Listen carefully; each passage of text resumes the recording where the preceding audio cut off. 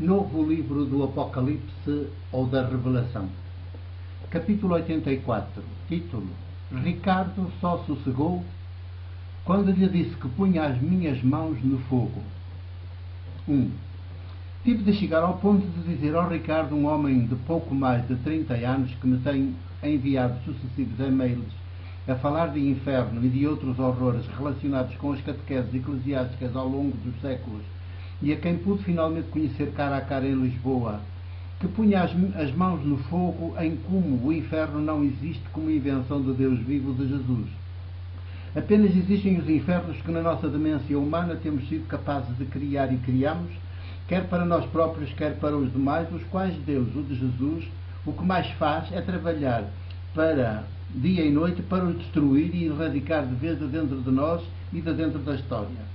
Fui de propósito a Lisboa encontrar-me com este homem que, pelo tipo de questões que me tem colocado nos últimos 2, 3 anos, via e-mail e mais ultimamente também via telefone, sempre pensei que seria de mais idade. O meu espanto foi total quando, à chegada à Gare do Oriente, deparo com um homem alto, bem parecido e com aspecto de jovem. Garantiu-me que tem 32 anos, mas aos meus próprios olhos nem eu queria acreditar, porque me parecia ainda mais novo.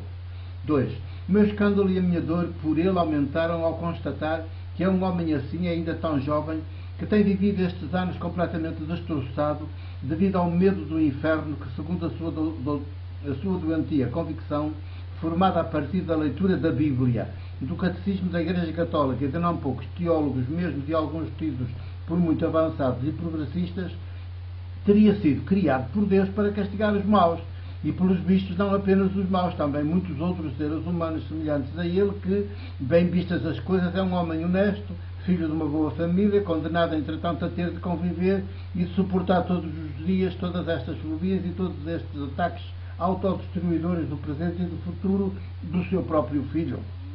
O filho das suas entranhas, amado e acompanhado por ela, totalmente impotente para o ajudar a ser um homem psicologicamente saudável e feliz, mergulhado na vida, festivo e solidário, autónomo e livre. 3. Ricardo tem uma irmã mais nova que, pelos vistos, lhe diz e volta a dizer que Deus seria um monstro se fosse criador do inferno para nele condenar seres que ele próprio criou. E Ricardo, em lugar de ir pelo que diz a sua irmã e seguir-lhe as pisadas, tem desquerido dela e tem-se mantido mergulhado nestas suas fobias cada vez mais autodestruidoras. Afinal, irmã é irmã e ainda por cima mais nova do que ele, e ninguém costuma ser profeta na sua casa, mas a verdade é que a sua irmã é que está certa na sua íntima convicção e na sua postura de vida. Ricardo, porém, tem preferido dar crédito a certas passagens da Bíblia e à chamada doutrina da Igreja Católica e das outras igrejas, todas elas crentes na existência do inferno como castigo dos pecados e dos pecadores. 4. Fui encontrá-lo psicologicamente destroçado, ainda que fisicamente bem apresentado, e com um certo ar desportivo no seu trajar, mas apenas por fora. A sua mente é um inferno povoado de medos e de fantasmas, de diabos e de labaredas, de doutrinas e de terrores, de horrores e de angústias. O que faz de Ricardo um homem tolhido, em tudo semelhante a Maria Madalena, de quem Jesus, no dizer da linguagem mítica e cultural do Evangelho de Lucas, hoje felizmente já superada pela linguagem científica do nosso tempo, que tem tudo a ver com a linguagem do Espírito Santo, expulsou 7 demónios. Pois bem, 7 demónios foi também o que eu no passado sábado fui ajudar maioticamente a tirar, a expulsar da mente de Ricardo. 5.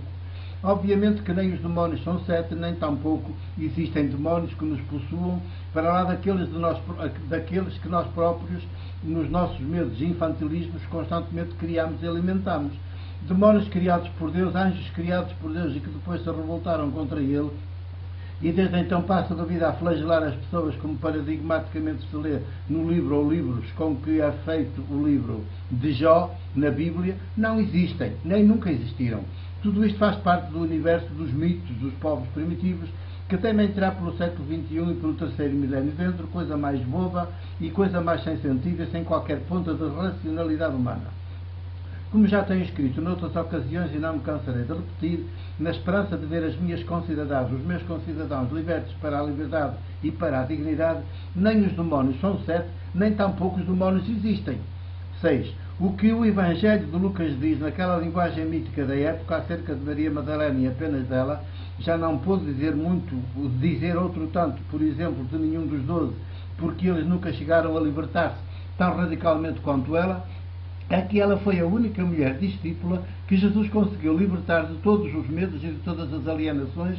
O número 7 indica a totalidade e o substantivo comum demónio indica o que há de negatividade na nossa limitada condição de criatura e que nós, em lugar de humildemente reconhecermos como negatividade, institucionalizamos, idolatramos e até nos gloriamos dela, que geneticamente herdamos e que ideologicamente bebemos nos ambientes que frequentamos desde o nascer ao morrer, ambientes na sua generalidade fortemente negativos e dementes, intoleráveis e inumanos, que estão apostados em descriar-nos e em manter-nos no estado de infantilismo por toda a vida, de modo que nunca cheguemos a sair da condição de súditos e de lacaios, de gente assustada e religiosa, pagadora de promessas e de outras coisas horrendas e humilhantes, como se vê nestes dias de maio, para a vergonha de todos nós, por essas estradas de Portugal a caminho de Fátima, particularmente as estradas do norte de Portugal, sem dúvida, a região do país que mais aterrorizada tem sido por catequeses católicas e outras, todas elas nos antípodas do Evangelho de Jesus de Nazaré. Certo.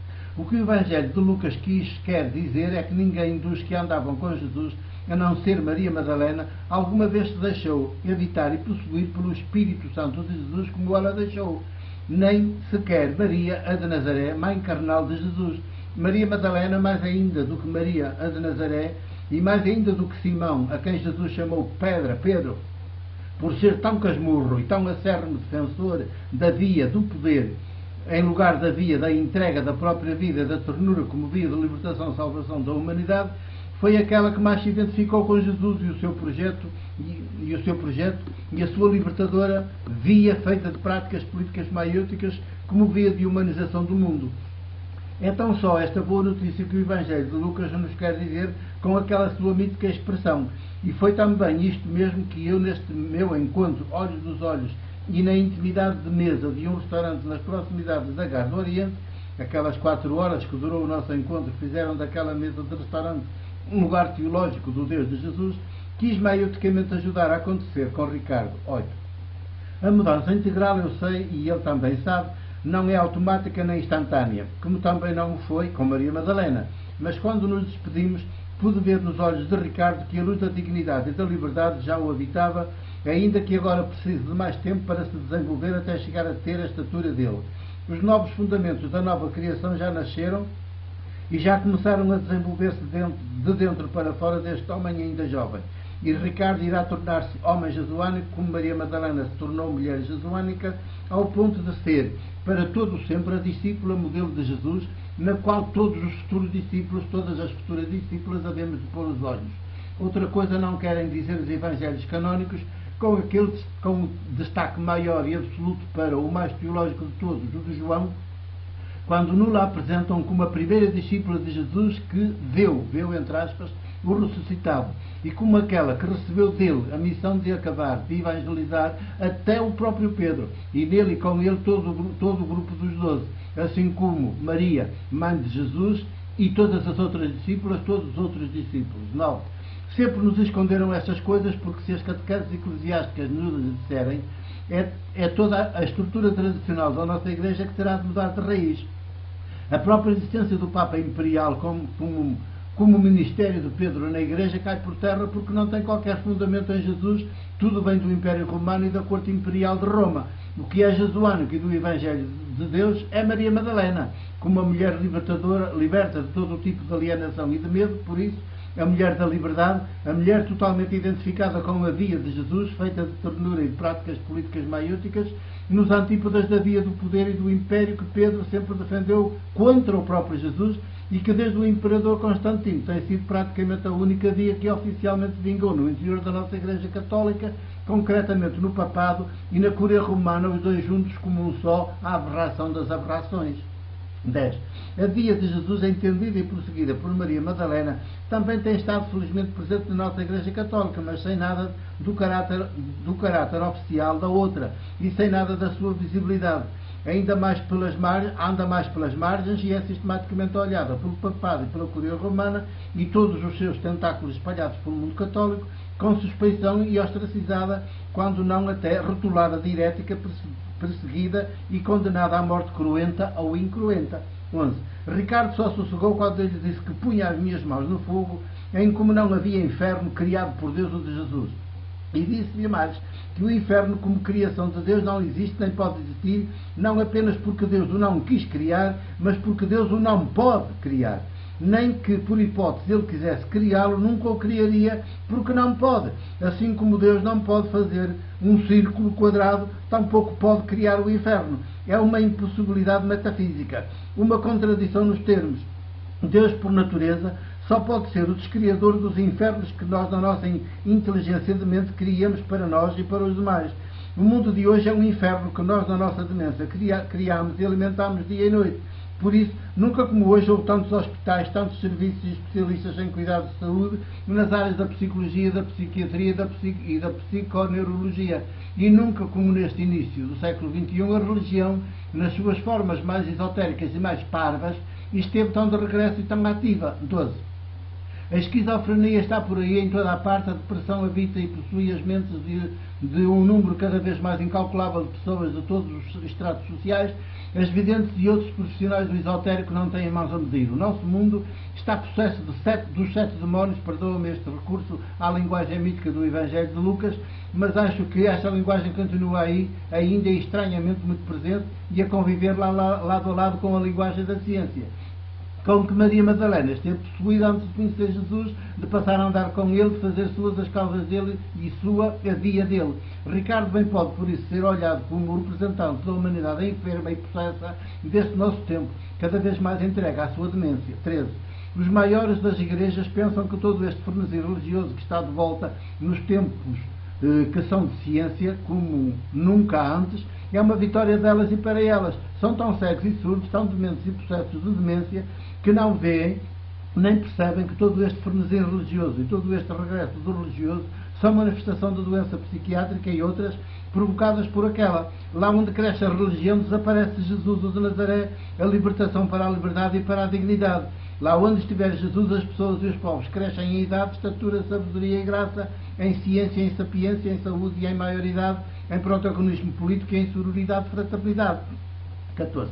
A demência travestida de religiões, cada qual a mais estúpida e a mais humilhante, está de novo a tomar conta das pessoas e dos povos. Por isso, nunca tantos foram tão doentes, dementes. Em lugar de chorarmos e fazermos tudo para sairmos deste ludaçal, deste inferno, deste manicômio, tudo fazemos para nos alimentarmos ainda mais e mais. Os alimentarmos ainda mais e mais. Os negociantes, comerciantes da demência, profissionais da mentira e do medo, esfregam as mãos de satisfação. Nunca ganharam tanto dinheiro como agora, nunca tiveram tantos clientes como agora, mas até eles haveriam de chorar, porque por este andar, dentro em breve, já nem dementes haverá. Acabar-se-á a espécie por extinção. É o triunfo dos porcos, dos dementes, dos idólatras. 15. Ricardo, como outrora Maria Madalena, nasceu de novo do alto neste encontro e já está a investir o melhor dele próprio na sua recriação como ser humano sapiente, autónomo, livre, dom para os demais. E estive como parteira junto deste seu novo nascimento e testemunho aqui com alegria que ele iniciou nesse dia o caminho de regresso à saúde, à liberdade, à dignidade. Como ele, as pessoas e os povos precisam de passar por outro tanto. A única via que nos faz humanos e sororais fraternos é a de Jesus, o de Nazaré. Ponho as minhas mãos no fogo, em como não há outra via pela qual possamos chegar a ser humanos e sororais fraternos.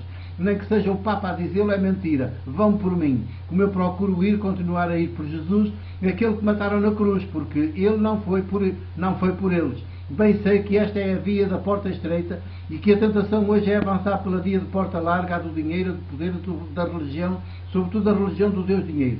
Mas entre a sapiência e a demência, só os dementes é que escolhem a demência. Ousemos escolher a sapiência, a dignidade e a liberdade. Seremos seres humanos progressivamente sábios, dignos e livres, como Jesus. Melhor, outros Jesus. 2008, maio 5. O meu abraço e o meu beijo de presbítero da Igreja do Porto.